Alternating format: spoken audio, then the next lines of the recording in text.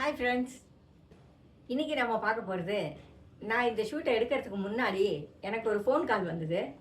ஒருத்தர் என்கிட்ட சில விஷயங்களை பேசினாங்க ஒரு அம்மாவை பற்றி. அவங்க அப்படியா தெரியுமா, இப்படி ஆகிப்போச்சு தெரியுமா அப்படின்னு.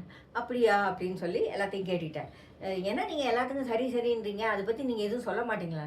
நான் கேட்டேன், எனக்கு தெரியாத விஷயத்த நான் எப்படி பேசுறதுன்னு.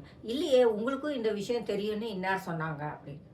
நான் சொன்னேன், பேசக்கூடிய விஷயமா இருந்தால் பேசலாம், அது அவங்களோட பர்சனல் விஷயம், அது முழுசும் நமக்கு தெரியாது, நாம் ஏன் இதை பற்றி பேசணும் அப்படின்னு கேட்டேன். அவங்க கொஞ்சம் கோவிச்சுக்கிட்டு ஃபோனை வச்சுட்டாங்க. உண்மையில் தினம் தினம் நம்மளை தேடி நிறைய செய்திகள் வருது, நம்ம காதுகளை தேடி நிறைய பஞ்சாயத்துகள் வருது, நிறைய வம்புகள் வருகிறது. அவங்க அப்படி, இவங்க இப்படி, அவங்க அவங்க அதை பண்ணாங்க, இவங்க இதை பண்ணாங்க, இவங்க அவங்க கூட இருக்கிறாங்க, இவங்க இவங்க கூட இருக்கிறாங்க, எல்லாத்தையும் நம்ம கேட்குறோம். பல நேரங்களில் அதை நம்மளால் அவாய்ட் கூட பண்ண முடியலை, கேட்டாக வேண்டிய கட்டாயத்தில் இருக்கிறோம். ஆனால் நம்ம செய்ய வேண்டியது என்னன்னா, கேட்குறதோடு நிறுத்திக்கணும், திரும்ப அதை வெளியே விடக்கூடாது.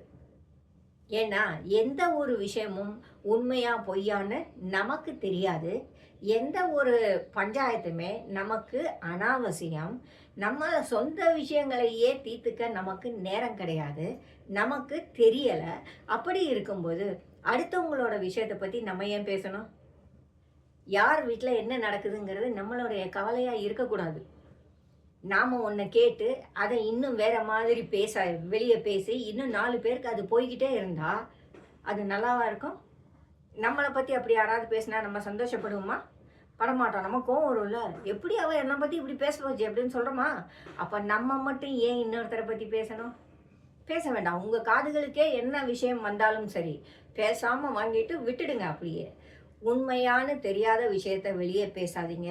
உண்மையாக இருந்தாலுமே அதை பேசுகிறதுனால உங்களுக்கு எந்த பிரயோஜனமும் கிடையாது. ஆகையினால பேசாதீங்க.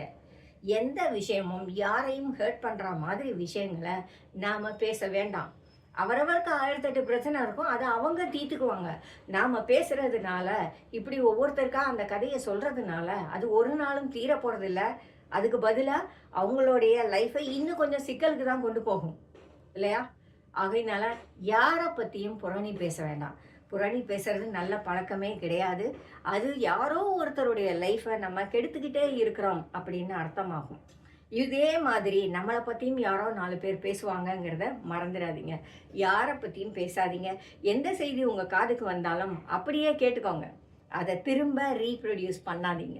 உங்களோட அது நின்று போகும்.